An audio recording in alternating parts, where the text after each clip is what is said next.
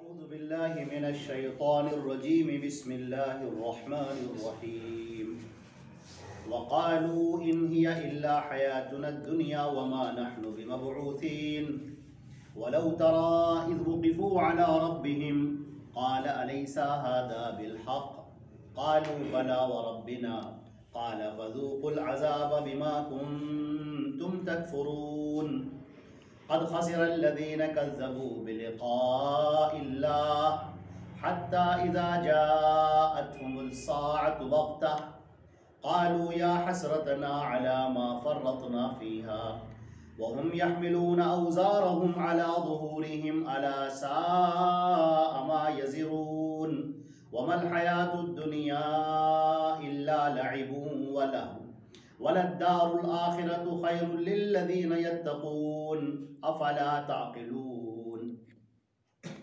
ये सूरह अनआम की जो आयत चल रही थी, आयत नंबर 28 तक इससे पहले तर्जुमा और तफसीर हुई थी। आज आयत नंबर 29 से तिलावत की गई है और ये मज़मून आगे तक चला गया है। इससे पहले की जो गुफ्तगू हो रही थी वो ये गुफ्तगू चल रही थी कि अल्लाह रब्बुल इज़्ज़त ने फरमाया था कि वो लोग जो कुफ़ार और मुशरिकीन हैं अभी वो ईमान नहीं ला रहे थे, लेकिन एक वो वक्त आएगा कि जब वो अल्लाह के सामने खड़े होंगे और उस वक्त वो बार बार कहेंगे कि परवरदिगार तू हमें वापस भेज दे और अब हम तेरी आयत को नहीं झुटलाएंगे और हम मोमिनीन में से हो जाएंगे। अल्लाह रब्बुल इज़्ज़त ने फरमाया कि अब इसके आगे की गुफ्तगू यहाँ से शुरू हो रही है। औज़ु बिल्लाहि मिनश शैतानिर रजीम बिस्मिल्लाहिर रहमानिर रहीम वक़ालू इन हिया इल्ला हयातुनद दुनिया वमा नहनु बिमबऊसीन। और वो ये कहते थे पहले कि हमारी ज़िंदगी बस यही दुनिया की ज़िंदगी है और हम दोबारा नहीं उठाए जाएंगे। काश कि आप उन्हें देखें उस वक्त जब वो अपने रब के सामने खड़े होंगे और अल्लाह ताला पूछेगा अलैसा हाज़ा बिलहक़, क्या ये सब हक नहीं है? क़ालू बला व रब्बिना, तब वो कहेंगे कि क्यों नहीं आए हमारे परवरदिगार, यकीनन यही हक है। क़ाल फ़ज़ूक़ुल अज़ाब बिमा कुन्तुम तकफ़ुरून, अल्लाह ताला फरमाएंगे तो फिर अज़ाब का मज़ा चखो जो दुनिया में तुम इसका इनकार किया करते थे। वो लोग नाकाम हो गए जिन्होंने अल्लाह से मुलाकात को झुठला दिया, यहाँ तक कि जब क़यामत अचानक उनके पास आ पहुँची तो उन्होंने कहा काश कि हमने कोताहियाँ न की होती, और वो अपने गुनाहों को अपनी पीठों पर उठाए हुए होंगे और कितना बुरा है वो बोझ जो वो उठाए हुए। ये दुनिया की ज़िंदगी क्या है सिवाय एक लहव लइब, और आखिरत की ज़िंदगी बेहतर है ईमान वालों के, तक़वे वालों के। क्या तुम लोग इस बात को समझते नहीं? हमें खूब अच्छी तरह से मालूम है कि तुम्हें वो बात तकलीफ़ देती है जो ये लोग कहते हैं, तो हकीकत में ये आपको नहीं झुठला रहे हैं बल्कि ये जालिम अल्लाह की आयतों का इनकार कर रहे हैं। और आपसे पहले भी बहुत सारे रसूलों को झुठलाया गया, मगर उन्होंने उस झुठलाने पर सब्र किया और उनको तकलीफ़ें दी गई, यहाँ तक कि हमारी मदद आ पहुँची। और अल्लाह के इन कलिमात को कोई बदलने वाला नहीं है, और तुम्हारे पास मुरसलीन की, रसूलों की खबर आ चुकी है। और अगर तुम्हें इनका एराज़ करना बड़ा दुश्वार हो रहा हो तो अगर तुम चाहो तो ज़मीन में एक सुरंग बनाओ या आसमान पर एक सीढ़ी लगाओ और इनके पास कोई निशानी लेकर आ जाओ। अगर अल्लाह चाहता तो इन सब को हिदायत पर जमा कर देता, तो तुम जाहिलों में से मत बनो। बेशक जो लोग सुनते हैं वो समझते हैं, जवाब देते हैं, और जो मुर्दा हैं अल्लाह उन्हें दोबारा ज़िंदा करेगा और फिर वो अल्लाह के पास पलट कर जाएंगे। और ये लोग कहते हैं कि ऐसा क्यों ना हुआ कि तुम्हारे रब की तरफ से कोई निशानी नाजिल होती। आप कह दीजिए कि अल्लाह रब्बुल इज़्ज़त इस बात पर कादिर है कि वो कोई निशानी नाजिल कर दे, लेकिन अक्सर लोग इस बात को समझते नहीं हैं। कोई भी ज़मीन पर चलने वाला जानवर या कोई भी परिंदा जो अपने दोनों परों से आसमान में उड़ता हो, वो तुम्हारी ही तरह की एक कौमें हैं। हमने किताब में कोई भी चीज़ नहीं छोड़ी है, इन सब को हमारे पास आना है। और जिन लोगों ने हमारी आयतों को झुठला दिया ये बहरे हैं और गूंगे हैं, अंधेरों में हैं। अल्लाह जिसे चाहता है गुमराह कर देता है और जिसे चाहता है सिरात मुस्तकीम पर उसे चला देता है। आप कह दीजिए कि तुम्हारा क्या ख्याल है अगर तुम अल्लाह का अजाब तुम्हारे पास आ जाए या क़यामत अचानक तुम्हारे पास आ जाए, क्या अल्लाह के अलावा तुम किसी और को पुकारोगे अगर तुम सच्चे हो? बल्कि तुम उसी को पुकारोगे, चुनांचे वो दूर कर देता है मा तदऊन इलैहि इंशा, जो भी चीज़ वो चाहता है। व तंसौना मा तुशरिकून, और फिर तुम लोग भूल जाते हो उसको जिसको तुम शरीक किया करते हो। और हमने आपसे पहले बहुत सारी उम्मतों की तरफ भेजा है लोगों को, फ़ाख़ज़नाहुम बिलबासा, फिर हमने उनको पकड़ लिया तकलीफ़ों में, वल दर्रा, और मुसीबतों में, लअल्लहुम यतज़र्रऊन, ताकि वो गिड़गिड़ाएं। फ़लौला इज़ जाअहुम बासुना, तो जब इनके पास हमारे अज़ाब आ पहुँचा, तज़र्रऊ, तो इन लोगों ने गिड़गिड़ाना क्यों नहीं शुरू किया? हकीकत ये है कि इनके दिल सख्त हो चुके हैं और शैतान ने इनके काम को मुज़य्यन करके इनके सामने पेश किया है। ये आयत नंबर 43 तक ये मज़मून है जो हमने आपके सामने पढ़ा है, और अल्लाह रब्बुल इज़्ज़त ने इसके अंदर उन लोगों का नक्शा खींचा है जो लोग अल्लाह रब्बुल इज़्ज़त का इनकार करने वाले हैं। एक बात बड़ी अच्छी तरह से समझ लीजिए कुरान पाक के मिजाज को समझने के लिए। कुरान पाक का एक ख़ास मिजाज ये है कि वो गुफ्तगू जब करता है तो उसूली अंदाज में करता है। आपने ये जाना होगा बहुत पहले से कि अल्लाह के नज़दीक न कोई शख्स अपने रंग के एतबार से प्यारा है, न अपनी नस्ल के एतबार से प्यारा है, न अपनी ज़ुबान के एतबार से प्यारा है, बल्कि अगर अल्लाह को कोई प्यारा है तो अपने तक़वे की बुनियाद पर प्यारा है। लिहाजा अल्लाह रब्बुल इज़्ज़त ने मुशरिकीन और कुफ़ार की जो यहाँ पर निशानियाँ बयान की, उनके अक़ीदे बयान किए, उनका अल्लाह के बारे में क्या ख्याल है वो बयान किया, दुनिया की ज़िंदगी को वो कैसे समझ रहे हैं वो बयान किया है। अगर आप गौर करके देखें तो हमारे बहुत सारे उन लोगों का जो मुसलमान हैं उनका भी यही हाल है। अब देखिए आप, अल्लाह रब्बुल इज़्ज़त ने फरमाया कि ये जो तुम्हारे सामने आज ये कुफ़ार और मुशरिकीन खड़े हुए हैं, मोहम्मद सल्लल्लाहु अलैहि वसल्लम, आप ज़रा गुमान कीजिए अल्लाह के प्यारे रसूल सल्लल्लाहु अलैहि वसल्लम तन्हा खड़े हैं जो दावत दे रहे हैं तौहीद की, और आपके साथ चंद लोग हैं जो ईमान लाए हैं। और ये लोग जो ईमान लाए हैं जो आपके साथ में हैं, मक्के के अंदर उनका जीना तंग कर दिया गया है। खुद अल्लाह के नबी सल्लल्लाहु अलैहि वसल्लम के ऊपर मुसीबतों के पहाड़ तोड़े जा रहे हैं, आपको परेशान किया जा रहा है, दिख किया जा रहा है, और जो आपके साथ में है वो भी उसी चक्की में पिस रहे हैं, बर्दाश्त कर रहे हैं मुसीबतों। अब वो जो साहिब ईमान है, अल्लाह रब्बुल इज़्ज़त फरमाता है कि ये जो कुफ़ार हैं और मुशरिकीन हैं, ऐ नबी जो तुम्हारे सामने खड़े हुए हैं, जिनको तुम दावत दे रहे हो, अबू जहल है, अबू लहब है, उतबा है, शैबा है, रबिया है, उमैया इब्न खल्फ है, ये वो लोग हैं जो बड़े बड़े लीडरान हैं जो कुफ्र हैं। अल्लाह रब्बुल इज़्ज़त फरमाते हैं कि जितने लोग हैं कुफ़ार और मुशरिकीन, वो वक्त कैसा होगा जब ये खड़े होंगे अल्लाह के सामने, जहां एक तरफ जहन्नम को खींच कर लाया जाएगा, वो उज़लिफ़तिल जन्नह, और जन्नत को बिल्कुल करीब कर दिया जाएगा मुत्तक़ियों के लिए, और वो जहन्नम के शोलों को अपनी आंखों से देख रहे हो और उधर वो जन्नत की नेमतों को देख रहे हो। उस वक्त उनका क्या आलम होगा? अल्लाह रब्बुल इज़्ज़त ने फरमाया है कि उस वक्त वो कहेंगे फ़क़ालू या लैतना नुरद, तो वो कहेंगे काश कि हमें वापस कर दिया। ये हमने सब देख लिया, हमने अपनी ज़िंदगी पूरी बर्बाद कर डाली, हमने अपनी पूरी ज़िंदगी ज़ाय कर दी, बस हमें वापस कर दिया जाए, अब हम दुनिया के अंदर जाएंगे। वला नुकज़्ज़िब, अब हम बिल्कुल नहीं झुटलाएंगे, हम अल्लाह के रसूल हज़रत मोहम्मद मुस्तफ़ा सल्लल्लाहु अलैहि वसल्लम ने जो कहा है हम उसको मानेंगे, फ़ौरन मानेंगे। अल्लाह ने फरमाया वक़ालू इन हिया इल्ला हयातुना दुनिया, वो अपनी यहाँ पर कहते हैं जब आपस में कुफ़ार और मुशरिकीन एक दूसरे से मिलते हैं तो कहते हैं कि छोड़ो बातें सब, ये कौन सी तौहीद और रिसालत की बातें करते हैं, ये कहाँ के आखिरत की बातें करते हैं, ये सब छोड़ो, ये जो ज़िंदगी है बस यही सब कुछ है, ये जो हमारी ज़िंदगी है बस यही सब कुछ है। बाबर बाइश कोश के आलम दोबारा नेस्त, बाबर बाइश करो, अब दोबारा कुछ नहीं मिलेगा, मरना वरना कुछ नहीं है।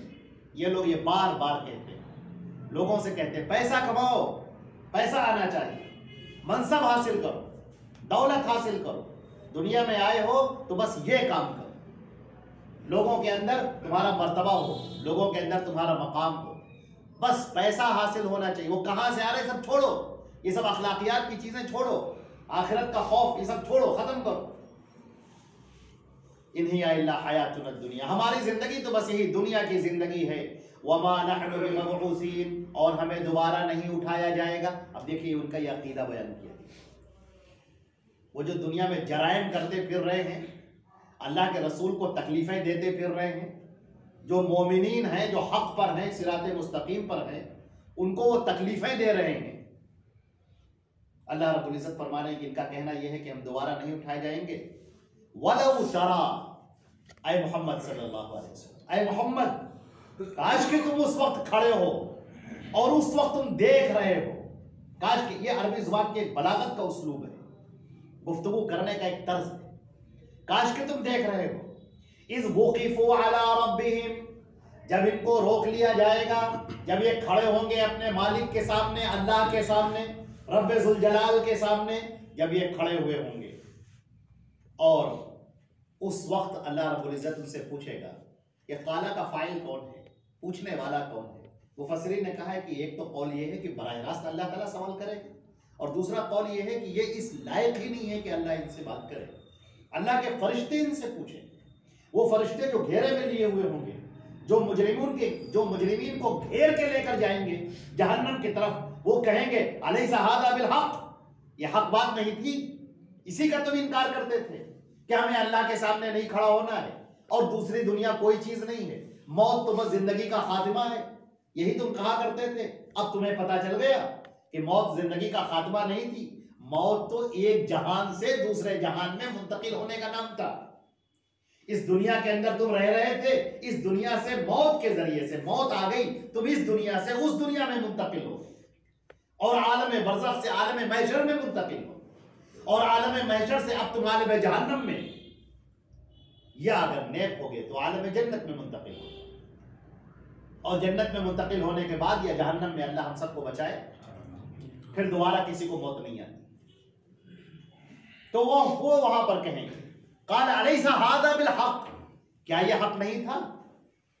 हजरत मोहम्मद मुस्तफ़ा सल्लल्लाहु अलैहि वसल्लम ने तुम तक क्या हक बात नहीं पहुंचा दी थी?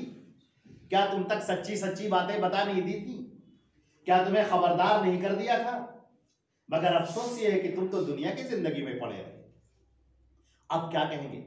कालू बला व रब्बिना, वो कहेंगे हाँ हाँ क्यों नहीं, कसम है अब परवरदिगार आलम की। अब वो अल्लाह की कसम खा रहे हैं, कसम है परवरदिगार आलम की, रब्बे ज़ुल जलाल की कसम है। बिल्कुल सही बात कही थी मोहम्मद रसूलुल्लाह सल्लल्लाहु अलैहि वसल्लम ने, बिल्कुल सच कहा था उन्होंने। अब तो हमने अपनी आंखों से देख लिया, अब तो हम यहां पर आ गए। तो फरिश्ते कहेंगे फज़ूक़ुल अज़ाब, मजा चखो, अब तो नहीं हो सकता ना, अब तो कुछ नहीं हो सकता। जिस वक्त इम्तिहान गाह में कोई बच्चा बैठा हो इम्तिहान देने के लिए, कॉपियां उसको तकसीम कर दी गई हो, और जो निगरां हजरात हैं, विजिलेंट हैं, वो बार बार टहल रहे हैं, वक्त बताया गया कि भाई देखिए 2.5 घंटे का पेपर है या 3 घंटे का पेपर है, और इसी 3 घंटे के पेपर के अंदर तुमको कॉपी में लिखना है, जो भी आता है वो लिखो, अच्छा लिखो बुरा लिखो, जो तुम्हें मालूम है वो कॉपी पर लिखो।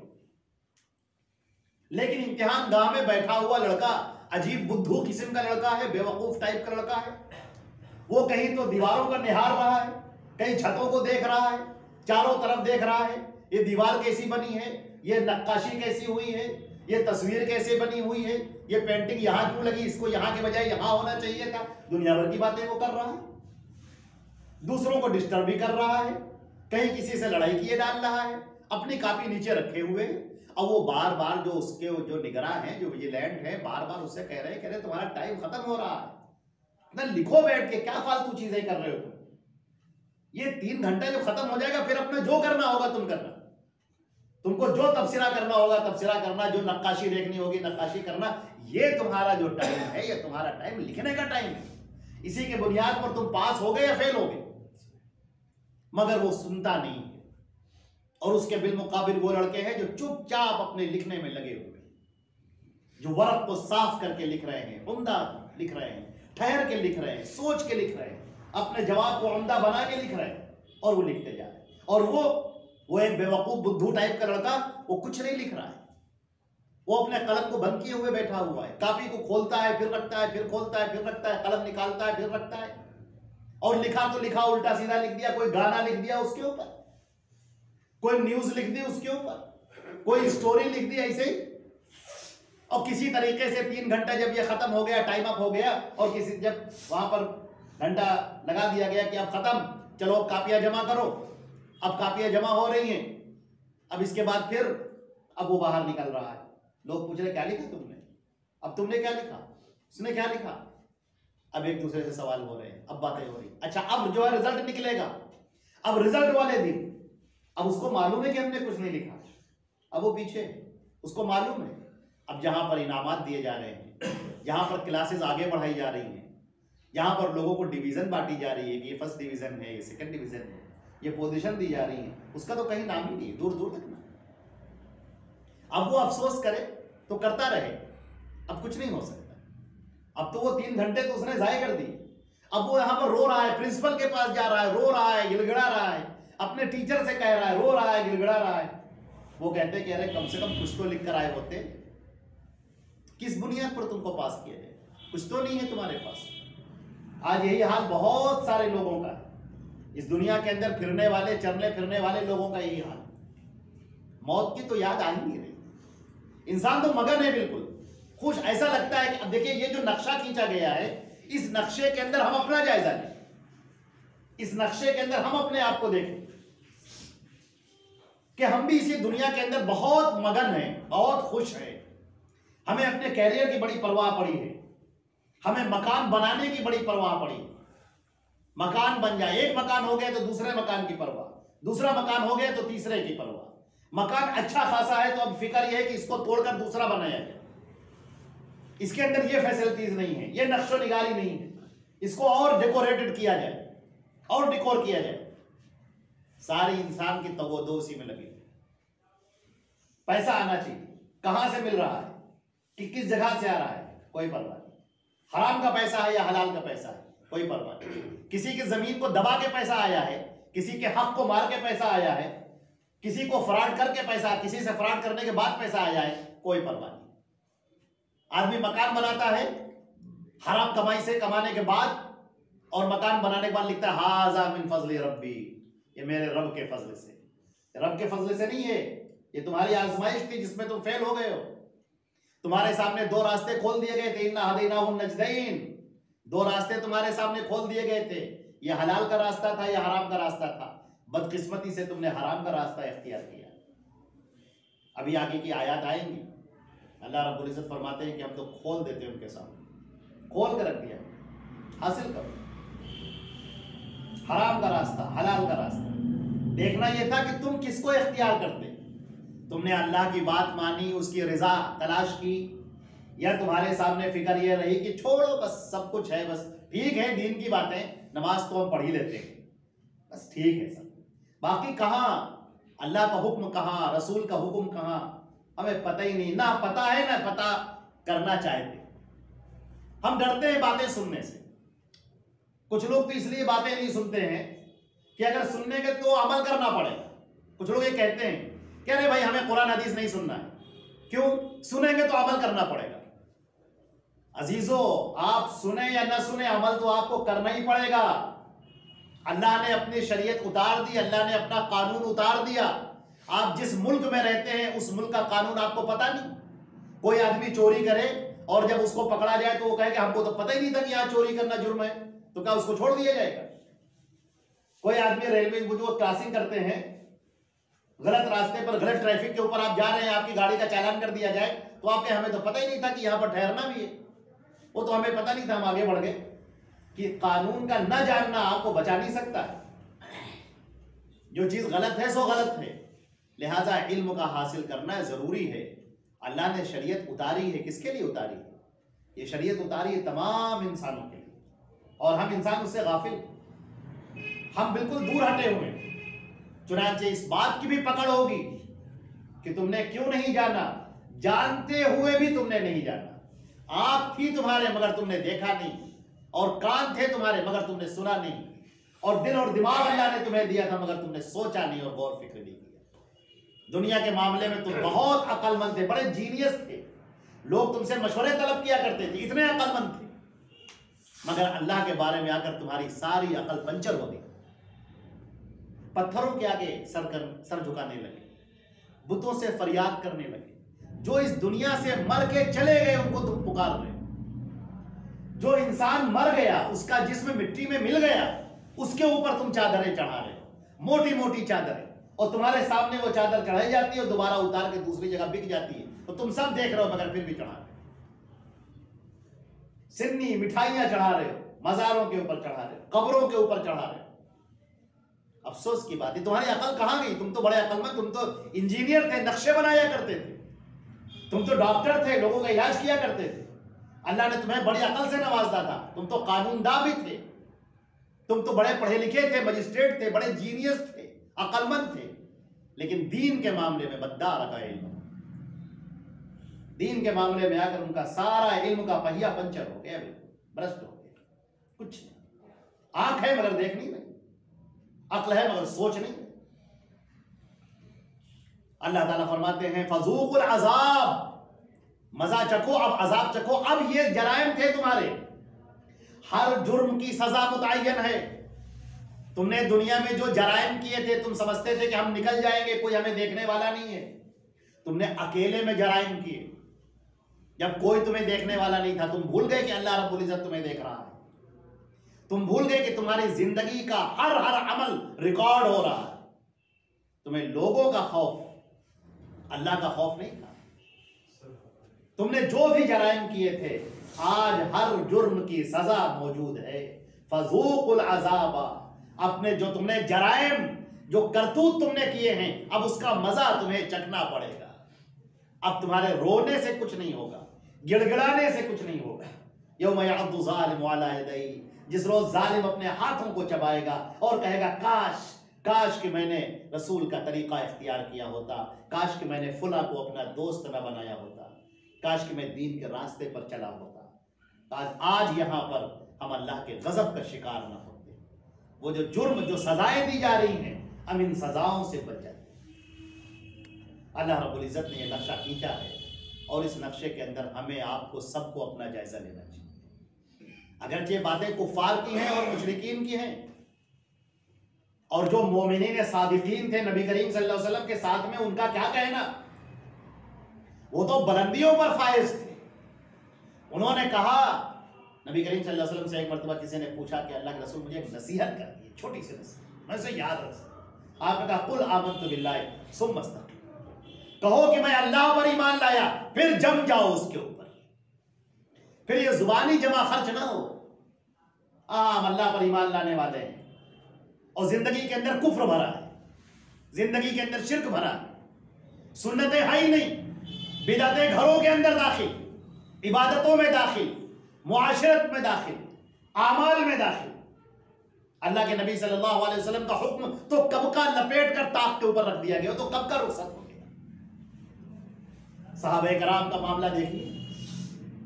हजरत अबू ज़र ग़िफ़ारी रज़ी अल्लाह तआला अन्हु आते हैं, पहले दिन ईमान कबूल करते हैं, 5वें या चौथे शख्स हैं ईमान लाने वालों में से, और वो ईमान कबूल करने के बाद कहते हैं कि अल्लाह के रसूल, ये जो हक है हम क्या इसका ऐलान न करें? नबी करीम सल्लल्लाहु अलैहि वसल्लम ने कहा कि अभी हालात साजगार नहीं, तुम्हें तो कोई यहाँ जानने वाला भी नहीं। हम लोगों को तो कोई ना कोई कबीला है, कोई रिश्तेदार है, कोई खानदान वाला है। तुम तो कबीले ग़िफ़ार के हो, बहुत दूर के, तुम्हारा तो कोई यहाँ जानने वाला भी नहीं। उन्होंने कहा अल्लाह के रसूल मुझे चैन नहीं आता है, मेरा दिल नहीं करता है, बेकरार हूं मैं। फिर वो उठते हैं, खाने काबा में जा पहुंचते हैं वहां पर, और बड़ी जोर से आवाज लगाते हैं अल्लाहु अकबर अल्लाहु अकबर ला इलाहा इल्लल्लाह अशहदु अन्ना मुहम्मद रसूलुल्लाह। ये आवाज लगाते, ये आवाज लगाना था कि कुफ्फार टूट पड़े चारों तरफ से, लातों से, घूंसों से मार मार कर उनका पूरा चेहरा सूख गया। उनको लोग उठा के लाए दार अरकम में। अल्लाह के नबी सल्लल्लाहु अलैहि वसल्लम रोने लगे, आपकी आंखों से आंसू बहने लगे, और कहा अबू ज़र मैंने तुम्हें मना किया था। उन्होंने कहा अल्लाह के रसूल मुझे सुकून हासिल हो रहा है, बहुत सुकून हासिल। ये होती हक की आवाज। हम तो चेहरे देखने लगते हैं, अरे साहब ये बात हमें नहीं कहना है, ये तो हमारा दोस्त है, खफा हो जाएगा। अरे साहब ये तो हमारा कस्टमर है, तो हमारी दुकान से सामान खरीदता है, अगर हमने इसको कह दिया कि भाई ये गले में ताबीज डाले तो ठीक नहीं है, ये तो शिर्क है। नबी करीम सल्लल्लाहु अलैहि वसल्लम ने तो बैत नहीं ली थी उन लोगों से। मुसनद अहमद की रिवायत है, बैत करने के लिए आए थे, मुसलमान होकर आए थे। अल्लाह के रसूल हम आपके हाथ पर बैत करेंगे, आपके साथ जिहाद करेंगे। आपने 8 की बैत कर ली, एक को छोड़ दिया। उन्होंने कहा अल्लाह के रसूल मैं भी तो इन्हीं लोगों के साथ में आया हूं, मुझसे क्या खता हो गई? आपने फरमाया इन्ना बिका तमीमा, गले के अंदर तुम एक ताबीज डाले हुए। आपने फरमाया तमन अल्लाह का तमीमा कद फकद वुकिला इलैहि, मुस्लिम शरीफ की रिवायत, जिसने तमीमा डाला अल्लाह फिर उसी के सुपुर्द उसे कर दिया जाता है। अल्लाह पर भरोसा था। ये सुनना था कि उन साहब ने अपने गर्दन में हाथ डालकर उस ताबीज को तोड़कर फेंक दिया। नबी करीम सल्लल्लाहु अलैहि वसल्लम मुस्कुराए और अपना हाथ बढ़ाया और कहा वलौ मुत्ता अला ज़ालिका मुत्ता अल जाहिलिया, अगर इसी पर तुम्हारी मौत हो जाती तो जाहिलियत की मौत हो। हम अपनी जुबान से कह नहीं सकते हैं साहब, हमें डर लगता है हमारा कारोबार ना चौपट हो जाए, हमारा रिश्तेदार हमसे खफा ना हो जाए, ये हमारा दोस्त जिसके साथ हम बैठकर चाय पीते हैं कहीं ये दोस्ती ना खत्म हो जाए। इन छोटी छोटी बातों की हमें फिक्र। हम भूल जाते हैं कि शायद हो सकता है आज रात जब हम अपने बिस्तर पर लेटे तो सुबह हमारी आंख आलम बरज़ख में खुले। कोई जरूरी है कि सुबह हम बेदारी, लोग कहें कि अस्सलातु अला फलान, आओ फला की नमाज जनाजा पढ़ी जाए, फला का इंतकाल हो गया। लोग कहें अरे साहब अभी तो बड़ा हट्टा कट्टा था, अभी तो कल ही मिला मुलाकात हुई थी, आज मालूम हुआ दुनिया से रुखसत हो गया। ये कैसा शख्स था जो रुखसत हो गया? जिसने अल्लाह की परवाह ही नहीं की, रसूल की परवाह ही नहीं की, दीन इस्लाम की परवाह नहीं की। वो तो दुनिया को बनाने में लगा रहा, लोगों को बनाने में लगा रहा, और लोग फिर भी उससे खुश न हुए। वो तो कोशिश करता था कि हमारा घर बहुत शानदार बन जाए। बहुत शानदार उसका घर कभी बना ही? बहुत शानदार तुम क्या समझते हो? बहुत शानदार उस वक्त तुम्हें समझ में आएगा। बुखारी शरीफ की जब रिवायत है, नबी करीम सल्लल्लाहु अलैहि वसल्लम को जब मेराज के ऊपर लेकर जाया गया, आपने एक मकान देखा। आप जिब्रील अमीन अलैहिस्सलाम के साथ में जा रहे थे, जन्नत की आपने जो सैर फरमाई उसमें आपने एक मकान देखा, इंतहाई खूबसूरत, इतना खूबसूरत कि अल्लाह के प्यारे रसूल हजरत मोहम्मद मुस्तफ़ा सल्लल्लाहु अलैहि वसल्लम के कदम खिटक गए और कहा जिब्रील ये किसका मकान है इस कदर खूबसूरत? जिब्रील अलैहिस्सलाम ने कहा अल्लाह के रसूल ये आप ही का है या आपका है? उन्होंने फरमाया दाऊनी अदखुल फी, छोड़ो पर मैं इसमें दाखिल होता हूं। जिब्रील अमीन फरमाते हैं कि नहीं अल्लाह के रसूल, अभी आपकी उम्र बाकी है, जब आप अपनी उम्र पूरी कर लेंगे तो आप यहीं हैं। बहुत सारे लोग ये समझ रहे हैं ना कि नबी करीम सल्लल्लाहु अलैहि वसल्लम मदीना मुनव्वरा में जो कब्र का गड्ढा है उसके अंदर आपको जो लहद में रखा गया है वहीं पर आप मदफून हैं और वहीं पर आप जिंदा हैं। और बाज़ लोगों का ख्याल है कि वहीं से आप सुनते भी हैं, वो एक कमरे की तरह है, आप बाहर खड़े होकर पुकारे अल्लाह के रसूल और वो वहां से सुनते हैं, जवाब देते हैं। ये सब बदअकीदगी की बातें। और एक साहब बहुत बड़े मौलाना है, उन्होंने यहां तक कहा कि उसी के अंदर आपको आपकी बीवियां पेश की जाती हैं जिनके साथ आप रातें गुजारते हैं। नऊज़ बिल्लाह मिन ज़ालिक। ये बुखारी की रिवायत हदीस में आप देख रहे हैं गलत अकायद के साथ। मैं अर्ज कर रहा था कि आज हमारा मामला यह है कि हम चेहरे देखकर बोलते हैं, हमारे दिल के अंदर लोगों का डर और खौफ बैठ गया है। क्यों? इसलिए कि इस दिल के अंदर दुनिया की मोहब्बत, हमें पैसा दौलत रुपयों के ढेर नोटों की बरसात हमें वो बड़ी प्यारी है, मकान मनसब ओहदा लोग क्या कहेंगे इज्जत बहुत प्यारी। और उधर हजरत खब्बाब इब्न अल-अरत रजी अल्लाह तआला अन्हु को देखिए, वो ईमान लाते हैं और बदबख्त उमैया, बदबख्त जो बाद में सरदार भी हुआ मक्के का, उमैया इब्न खल्फ, वो उनको पकड़ता है और पकड़ के अंगारों के ऊपर लेटाता है और उनकी पीठ से जो खून गिरता है और जो उससे चर्बी पिघलती है उससे वो अंगारे बुझ जाते हैं। इस कदर जुल्म किया जा रहा है। बहुत जमाने के बाद सैयदना उमर फारूक रजी अल्लाह तआला अन्हु के जमाने में जबकि मुसलमानों पर फतुहात की बारिश हो गई थी, एक मरतबा ऐसे ही आपने पूछा हज़रत अमीरुल मोमिनीन ने खब्बाब इब्न अरत से कि खब्बाब मैंने सुना है कि तुमको बहुत सताया गया था मक्के में, जरा अपनी पीठ दिखाओ, मैंने सुना है कि अंगारों से दागा गया था। पहले तो उन्होंने कहा अमीरुल मोमिनीन रहने छोड़िए। उन्होंने कहा कि नहीं नहीं मैं हम देखना चाहते। तो कहा ठीक है, अमीरुल मोमिनीन का हुक्म है, टाला नहीं जा सकता। उन्होंने अपनी पीठ उठाई, जो पीठ के ऊपर से जो कुर्ता उठाया उसके अंदर सिर्फ हड्डियां जाहिर थी, खाल की हल्की सी परत, ऐसा लगता था वहां का पूरा गोश्त खत्म हो चुका है। हज़रत उमर फारूक रो पड़े, उसके बाद खब्बाब इब्न अरद रो पड़े। हज़रत अमीरुल मोमिनीन ने पूछा, कहा खब्बाब तुम क्यों रो रहे हैं?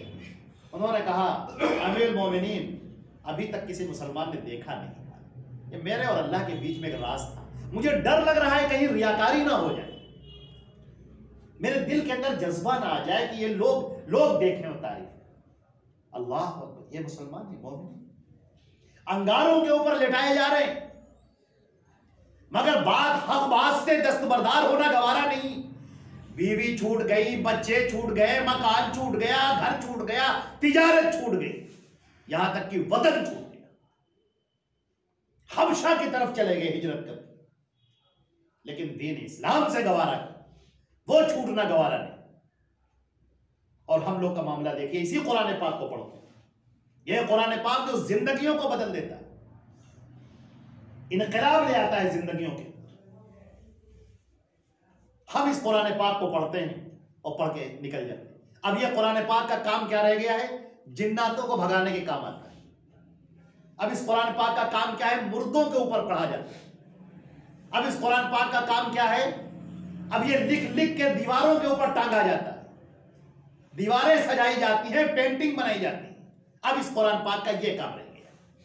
वो कुरान पाक जो जिंदगियों को तब्दील कर देता था, जो ईमान की अंगेठी रोशन कर देता था, वो ईमान, वो चीज का, इसलिए कि लोग जुड़े हुए थे कुरान पाक से और नबी पाक हजरत मोहम्मद मुस्तफा सल्लल्लाहु अलैहि वसल्लम से।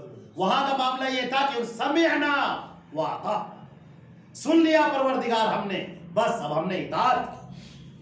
अल्लाह ताला फरमाता है, युतिइल्लाह व रसूलहु फक़द फ़ाज़ फ़ौज़न अज़ीमा, जिसने अल्लाह की बात मान ली, उसके रसूल की बात मान ली, वो कामयाब हो गए। अल्लाह ताला फरमाते हैं कि क्या होगा?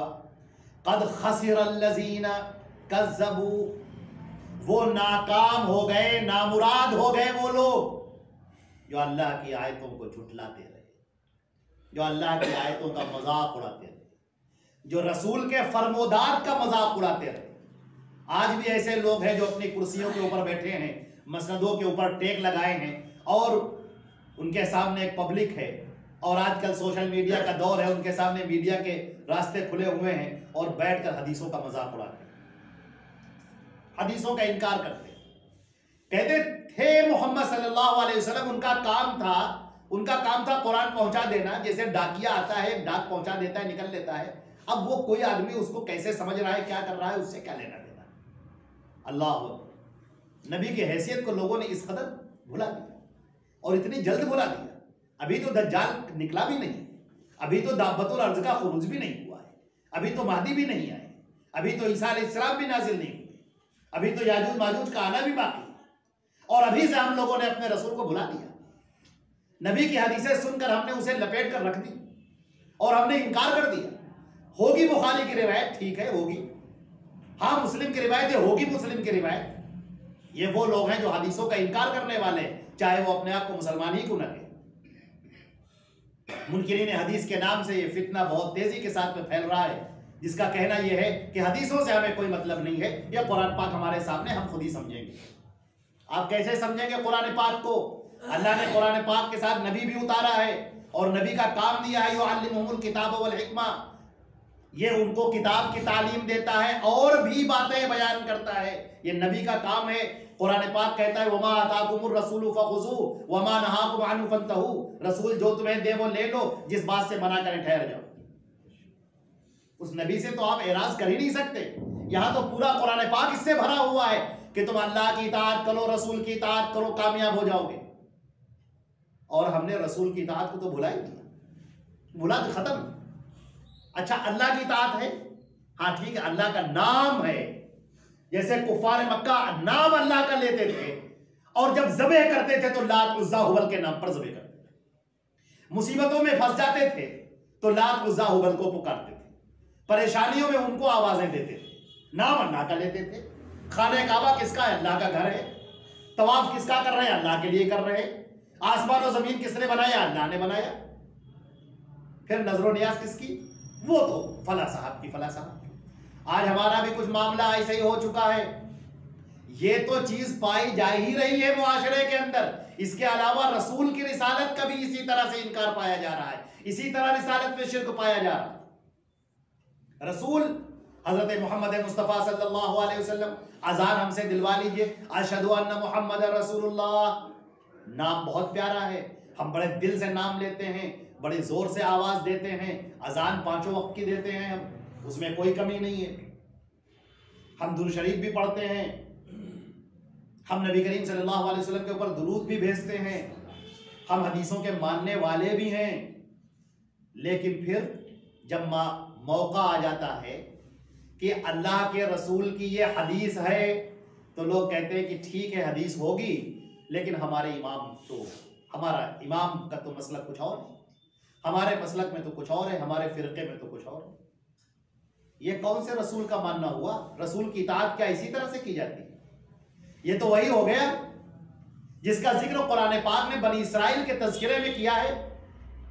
मूसा अलैहिस्सलाम ने कहा कि अल्लाह ने कहा है, मूसा अलैहिस्सलाम ने कहा बनी इसराइल से, अल्लाह ने कहा है कि इस कौम से तुम जिहाद करो, हम तुम्हें फतेह देंगे। कहने लगे इज़हब अंता व रब्बुका फकातिला इन्ना हाहुना काइदून, कि तुम जाओ, तुम्हारा रब जाए, दोनों जाकर जंग करें, हम तो यहीं बैठे रहेंगे, जब फतेह मिल जाएगी फइन्ना दाखिलून, हम भी दाखिल हो जाएंगे। यह मामला हो गया। अल्लाह रब्बुल इज्जत ने उनके ऊपर अजाब नाजिल किया, जिल्लत का अजाब नाजिल किया। और उसी वादी तीह के अंदर भटकते रहे, और उसी में भटकते भटकते उनकी मौतें हो गई, मर गए। और उसी वादी तीह में नए नौजवान बच्चे परवान चढ़े, जिनके क़यादत यूशा इब्न नून ने की, और उसके बाद उन्होंने उस कौम अमालिका को शिकस्त देकर पूरी फतेह हासिल की। आज हमारा मामला भी कुछ इसी तरह से हो गया। हमारा मामला यह कि बुज़दिली हमारे दिलों के अंदर बैठ चुकी, दुनिया की मोहब्बत दिलों के अंदर बैठ चुकी। हमको लोग प्यारे हैं, हमको कबीला प्यारा है, खानदान प्यारा है, हमको अपना महल्ला प्यारा है, हमको अपने दोस्त अहबाब प्यारे हैं। अल्लाह के रसूल की ये हदीस है, ठीक है, मगर हमारे खानदान में तो नहीं होता। अल्लाह के रसूल की ये हदीस है, ठीक है, मगर हमारे मसलक में तो नहीं है। अल्लाह रब्बुल इज्जत ने कामयाबी के लिए 2 चीजें दी थी, अल्लाह की इताअत करो, उसके रसूल की इताअत करो, और ये भी कहा मैं युतीअ रसूल फक़द अता अल्लाह, जिसने रसूल की इताअत की उसने अल्लाह की इताअत की। और यहां तो मामला ये है कि लोगों ने नामालूम कितनी इताअतों को अपने गले के अंदर डाल रखा है, उनकी गर्दनें बोझल हुई जा रही, वो जमीन से लगे जा रहे हैं। वो दीन जो लोगों ने बनाया है वो उनके सरों के ऊपर इस तरह से रखा हुआ है कि उनके पैर थरथरा रहे हैं उस बोझ को उठाने से। यहां तक कि अपने जुबान से कह देते हैं कि इस जमाने में दीन पर अमल करना बहुत मुश्किल है। दीन पर अमल करना मुश्किल नहीं है, जो दीन तुमने उठा रखा है वो दीन तो है ही नहीं। अल्लाह के रसूल सल्लल्लाहु अलैहि वसल्लम ने जो दीन आपको दिया है उसको देखिए, जो फितरत के मुताबिक है, जो दीन आसान है, और उसकी जब आप इत्तिबा करेंगे तो अल्लाह रब्बुल इज्जत की कामयाबी और कामरानी हासिल करेंगे। अल्लाह ताला फरमाते हैं अचानक कयामत आ जाएगी और वो कहेंगे या हसरतना, हाय अफसोस। यहां पर ये अल्फाज देखिए, या हसरतना, हाय, आदमी का सब कुछ लुट गया। हम इसकी मिसाल आपको देते हैं, ऐसे समझ लीजिए अल्लाह ने आपको बड़ा नवाजा, मान लीजिए कि करोड़पति हैं आप, बहुत दौलत है आपके पास बेइंतहा, और इत्तेफाक से दयारे गैर में पहुंच गए। मान लीजिए हज करने चले गए, उम्रा करने चले गए, और मान लीजिए कि आपका सब कुछ लुट गया, कुछ आपके पास है नहीं, सब जेब कट गई। आपका पासपोर्ट खो गया, आपके पैसे खो गए, अब आप खाली बस एहराम के कपड़े बांधे। जरा सोचिए कि उस वक्त आपको कितना अफसोस होगा।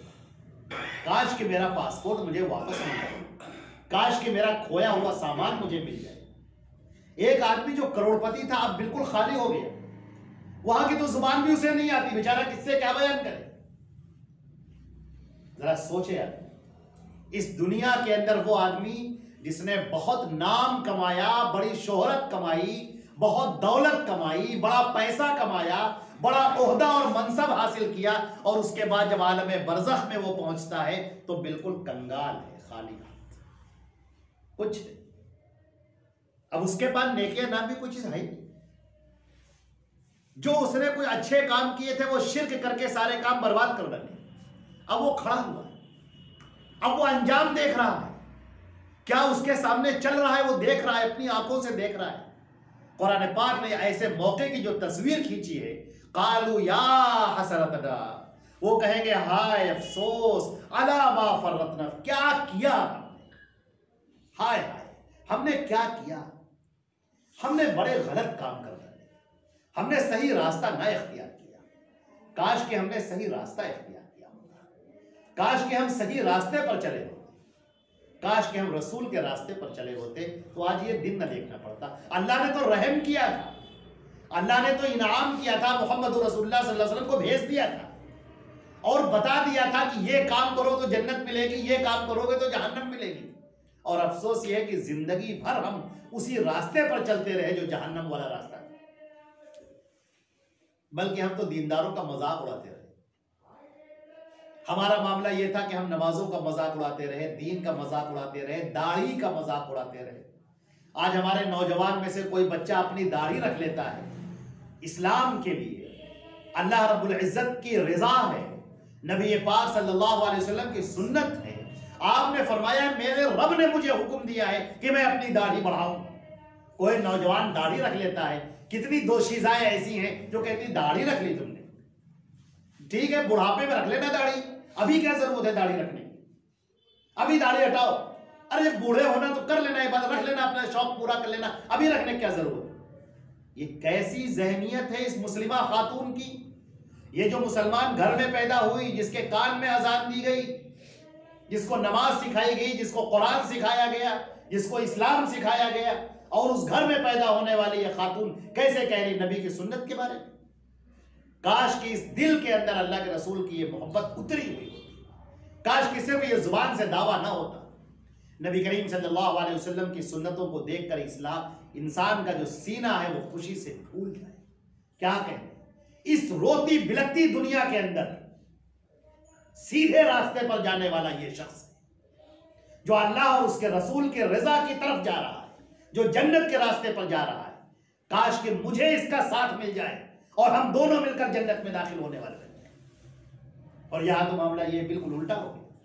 आज शादी ब्याह के अंदर अगर कोई आदमी नेक काम करना चाहता है, कहता है भाई ये सब रस्में गलत हैं, ये मेहंदी गलत है, और सब जो तरीका आ रहा है ये सब गलत है, तो लोग उसका मजाक उड़ा रहे हैं। मुसलमान घर के बारे में हम बता रहे हैं, वो मजाक उड़ा रहे हैं। वो हज्जिन साहिबा जो बैठ के तस्बीह पढ़ती हैं, जो मुसल्ले पर नमाज पढ़ती हैं, वो मजाक उड़ा रहे हैं।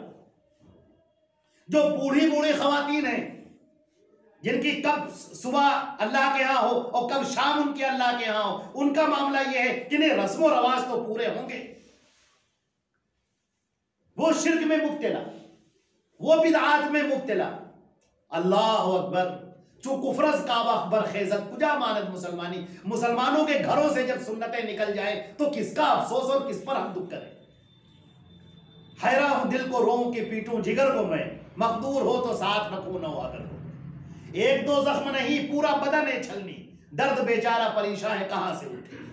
ये मुसलमान घरों के अंदर ऐसा हो रहा है, जो लोग नमाजें पढ़ रहे हैं उन घरों में ऐसा हो रहा है, जो तस्बीह पढ़ रहे हैं उन घरों में ऐसा हो रहा है। जहेज की लंबी लंबी लिस्ट मांगी जा रही।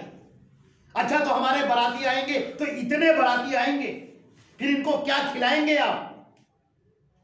जहेज की लिस्ट, वो बेचारी जो औरत आ रही है, जो बच्ची अपने घर को छोड़कर आ रही है, इस मुसलमान घर में, मुसलमान फैमिली में, वो जो सास हैं, अब उनकी जुबान से जहर निकलने लगता है, अब उनके बदन से जहर निकलने लगता है।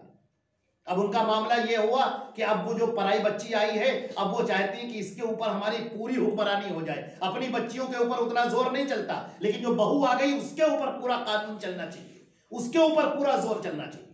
और फिर नतीजा उसका ये होता है कि जब ऐसी हमारी भी बच्चियां अल्लाह ना करे बच जाती हैं कि जिनके दिल बागी हो जाते हैं, फिर वो झूठ का, बोतान का, गलत चीजों का सहारा लेती हैं और फिर उनकी अपनी भी जिंदगी तंग करती हैं और दूसरे की जिंदगी भी तंग करती हैं और घरों के अंदर एक मुसीबत और परेशानी खड़ी हो जाती है। ये दीनदारी से दूर भागने का नतीजा है।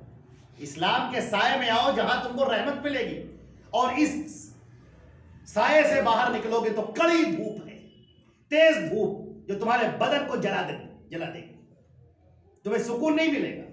इस्लाम से बाहर जाओगे कोई सुकून नहीं मिलेगा, इस्लाम के अंदर आओ तुम्हें सुकून मिलेगा। नबी की सुन्नतों पर अमल करो तुम्हें सुकून मिलेगा। अल्लाह रब्बुल इज्जत ने फरमाया है ये दुनिया की जिंदगी क्या है, लहू लहू, खेल तमाशा और कुछ नहीं। आप देखें बच्चे सुबह घर से बाहर निकलते हैं, रेत के घरौंदे बनाते हैं, बैठकर खेलते हैं, और उसके बाद फिर सब उसे बिगाड़ कर चल लेते, खत्म। बाहर निकले क्रिकेट खेलने के लिए निकले, एक पूरी टीम है, 10-15 लोग हैं, खेल रहे हैं बैठ के, खेल खत्म हुआ, सब अपने अपने घरों को वापस आ गए, खत्म। जो एंजॉय था वो खत्म हो गया। ये दुनिया की जिंदगी भी इसी तरह से है, गफलत का शिकार मत हो जाना। इस दुनिया के बाद एक और दुनिया आने वाली है जहां मौत तो एक पुल है, जैसे ही मौत का फरिश्ता आएगा आपको उठा के इस दुनिया से दूसरी दुनिया में मुंतकिल कर देगा। व बैनहुम बरज़खुन इला यौमि युबअसून, क़यामत तक के लिए उनके दरमियान में बरज़ख कायम कर दी जाएगी। उस दुनिया की फिक्र करो। इस दुनिया तो एक खेल की दुनिया है, तमाशे की दुनिया है, गफलत के साथ ये खत्म हो जाएगी, कट जाएगी। उस दिन की फिक्र करो जो बहुत तेजी से करीब आ रहा है। हर आने वाला दिन हमें हमारी कब्र से करीब कर रहा है। हमारे सीने से निकलती हुई हर सांस वो खत्म होती जा रही है। सांसों का डब्बा जो सीने के अंदर रखा हुआ है, जिसमें गिनी चुने सांसें रखी हुई हैं, हर सांस निकलती जा रही है और ये सांसें कम होती जा रही हैं, यहां तक कि आखिरी सांस भी हम निकाल देंगे और उसके बाद इस दुनिया से मुंतकिल हो जाएंगे। जरा सोचे तो हम कुफ्र पर हैं या ईमान पर, हम सुन्नतों के साथ में हैं या बिदअतों के साथ में हैं, हम अल्लाह के रसूल के अहकामात के साथ में हैं या मुआशरे के अंदर बनाए हुए रस्म और रवाज के साथ में। हम देखें तो हम अल्लाह और उसके रसूल को खुश कर रहे हैं या हम लोगों को खुश कर रहे हैं। जरा हम देखें तो अपना तो जायजा लें, हम किस तरह अपनी जिंदगी को जाय कर रहे हैं, हम अपनी जिंदगी को बर्बाद कर रहे हैं। और वो मौका आ जाएगा कि जब फरिश्ता आ जाएगा सांस खींचने के लिए, रूह को खींचने के लिए, उस वक्त अल्लाह ताला फरमाते हैं कि बंदा कहेगा कि क्या हसरतना, हाय अफसोस, हमने कुछ ना किया, हमने तो कुछ समझा ही नहीं, हमें तो करना चाहिए था, हम तो ये भी कर सकते थे। हदीस शरीफ के अंदर आता है कि सुबहान अल्लाह वल्हम्दुलिल्लाह तमलउल मीज़ान। सुबहान अल्लाह आप कह दीजिए ईमान के साथ, शिर्क के साथ नहीं। ला इलाहा इल्लल्लाह कह दीजिए, अल्हम्दुलिल्लाह कह दीजिए। अल्लाह रब्बुल इज्जत इतना सवाब देने वाला है कि आसमान और जमीन भर जाए, तुम शुमार नहीं कर सकते, तुम्हारे कंप्यूटर फेल हो जाएंगे, उस सवाब को तुम शुमार नहीं कर सकते जो एक मर्तबा ला इलाहा इल्लल्लाह कहोगे। लेकिन अफसोस ये है कि हमारी जुबानें तो गालियां देती, हमारी जुबानें तो गीबतें करती, हमारी जुबानें तो अखबार सुनाती, हमारी जुबानें कहानियां सुनाती हैं, हमारी जुबानें दूसरों की दौलत को झांकती हैं, दूसरे के घरों में झांकती हैं, दूसरों पर तबसरे होते हैं। हमारे यहाँ मेहमान आता है, बड़ी इज्जत के साथ उसे बिठाते हैं, खिलाते हैं, पिलाते हैं, जैसे ही चला जाता है उसकी बुराई करना शुरू कर देते हैं। हमारा तो हाल ये हो गया। जो जुबान कलमा पढ़ सकती थी, ला इलाहा इल्लल्लाह पढ़ सकती थी, दुरूद शरीफ पढ़ सकती थी, सुभान अल्लाह पढ़ सकती थी, अल्हम्दुलिल्लाह पढ़ सकती थी, कुरान पाक की तिलावत कर सकती थी, दीन को समझ सकती थी, हदीसें पढ़ सकती थी, बुखारी, मुस्लिम, तिरमिजी, नसई, अबू दाऊद पढ़ सकती थी, अल्लाह के रसूल की सीरत पढ़ सकती थी, आज वो जुबानें इस दीन से हटकर गफलत का शिकार है। मजा हो रहा है, इंजॉयमेंट हो रहा है, तफरी हो रही है, कहे लग रहे हैं, हंसी हो रही है, जोक्स सुनाए जा रहे हैं, बातें हो रही हैं, लंबी लंबी बातें हो रही हैं।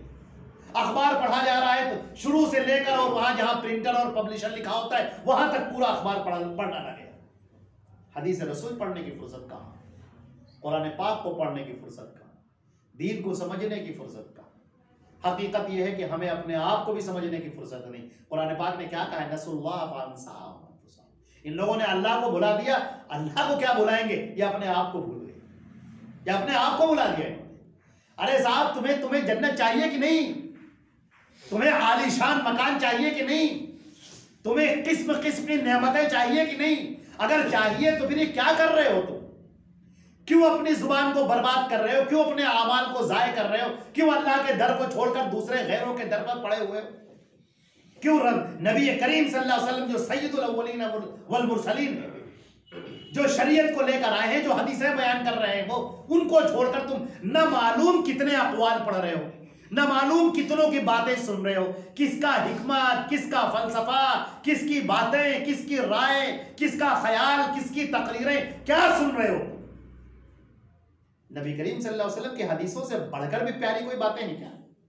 अल्लाह की इस किताब से सच्ची बात भी कोई है क्या? अल्लाह की किताब को तो तुमने सुना नहीं, इसके तफसीर और तर्जुमा तो तुमने सुना नहीं।